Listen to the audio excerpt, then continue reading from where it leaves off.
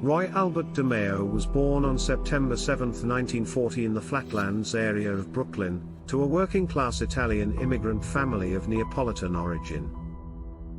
DeMeo graduated from James Madison High School in 1959, during which time he began earning money as a loan shark. Between the ages of 15 and 22, he also worked at a local store, where he trained as an apprentice butcher.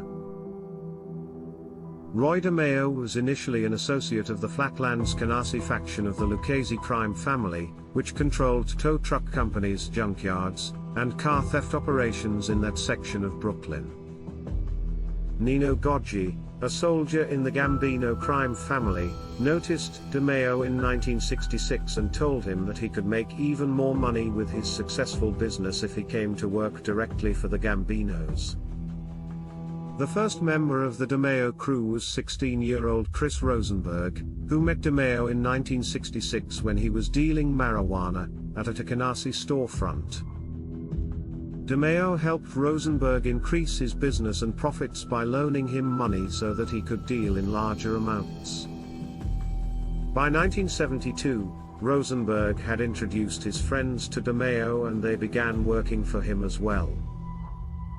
DeMeo joined a Brooklyn credit union that same year, gaining a position on the board of directors. He utilized his position to launder money earned through his illegal ventures. In late 1974, a conflict that had erupted between the DeMeo crew and Andre Katz, a young auto repair shop owner who was partners with DeMeo in a stolen car ring, had continued to escalate. In January 1975, Katz visited the Brooklyn District Attorney's office and voluntarily provided them information that Chris Rosenberg was heavily involved in auto theft. DeMeo learned about the meeting immediately after it happened from an auto crimes detective on his payroll. Roy ordered DeMeo crew associate Henry Borelli to contact a female acquaintance about being used as bait. On June 13, 1975, the female was used to successfully lure Katz to her Manhattan apartment for what he thought was a date. Upon arrival, he was immediately met by members of the DeMeo crew. He was then taken to the meat department of a supermarket in Rockaway Beach, where he was stabbed multiple times in the heart and then the back by a butcher knife. After being decapitated, Katz's head was then crushed by a machine used for compacting boxes. A set method of execution was established by DeMeo and crew to ensure that victims would be disposed quickly and then made to disappear. The style of execution was dubbed the Gemini method, after the Gemini Lounge, the primary hangout of the DeMeo crew, as well as the site where most of the crew's victims were killed. The Gemini method, as revealed by multiple crew members and associates who became government witnesses in the early 1980s, was to lure the victim through the side door of the lounge and into the apartment in the back portion of the building. DeMeo would approach with a silenced pistol in one hand and a towel in the other, shooting the victim in the head, then wrapping the towel around the victim's head. Immediately after, another member of the crew would stab the victim in the heart to prevent more blood from pumping out of the gunshot wound. By then, the victim would be dead, at which point the body would be stripped of clothing and dragged into the bathroom, where the remaining blood drained out or congealed within the body.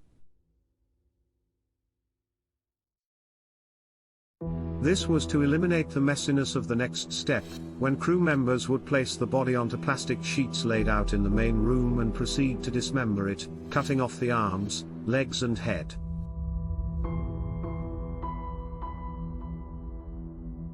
The body parts would then be put into bags, placed in cardboard boxes and sent to the Fountain Avenue dump in Brooklyn.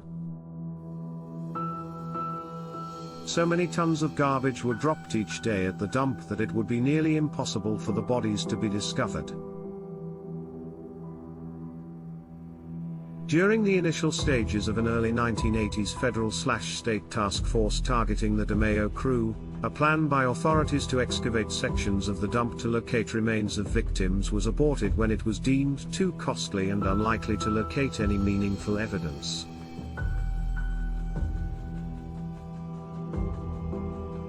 In the fall of 1976, the Gambino family went through a massive change when its boss Carlo Gambino died of natural causes. Paul Castellano was named the boss, with Aniello Dellicroce retaining the position of underboss. The implications of this were twofold for DeMeo. Goggi was elevated to the position of capo regime, taking over the crew of men Castellano previously headed. This promotion was beneficial for DeMeo, whose mentor was now even closer to the family leadership. Another advantage was that with Gambino deceased, new associates would be eligible for membership into the family. DeMeo secured his induction into the Gambino family by forming an alliance with an Irish-American gang known as the Westies.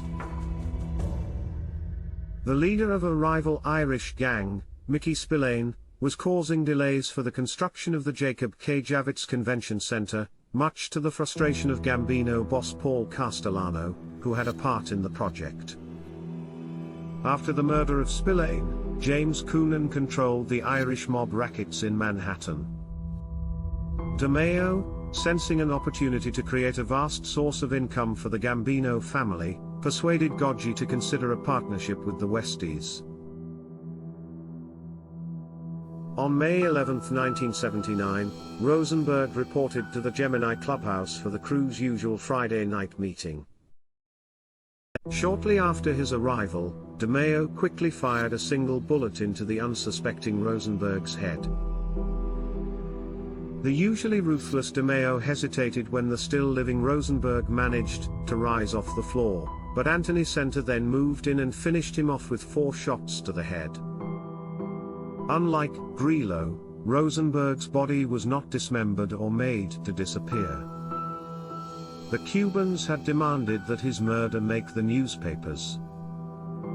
DeMeo's men placed Rosenberg's body in his car and left it near the Gateway National Wildlife Refuge in Broad Channel, Queens. In late 1979, DeMeo and Nino Goggi became involved in a conflict with James Ippolito and James Ippolito Jr., 2 made Gambino members in Goggi's crew. They were the uncle and cousin of a corrupt former New York City Police Department detective, Louis Ippolito, whose father, Ralph, was also a made member of the Gambino family. James Ippolito met with Paul Castellano and accused DeMeo and Goggi of drug dealing, which carried the penalty of death. Castellano, to whom Goggi was a close ally, sided against Ippolito and gave Goggi permission to do what he pleased. He and DeMeo shot the 2 to death in Ippolito Jr.'s car en route to the Gemini Lounge on October 1, 1979.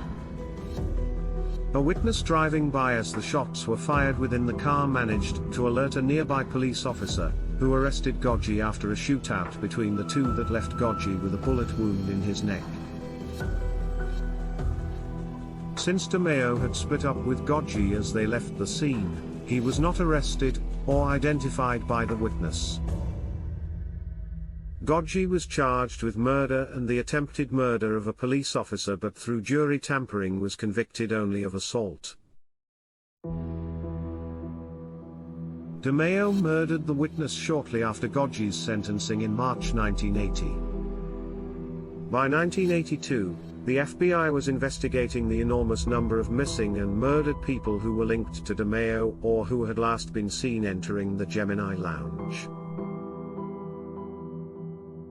Around this time, an FBI bug in the home of Gambino family capo Angelo Ruggiero picked up a conversation between Ruggiero and Gene Gotti, a brother of John Gotti. In the conversation, it is discussed that Paul Castellano had put out a hit on DeMeo, but was having difficulty finding someone willing to do the job.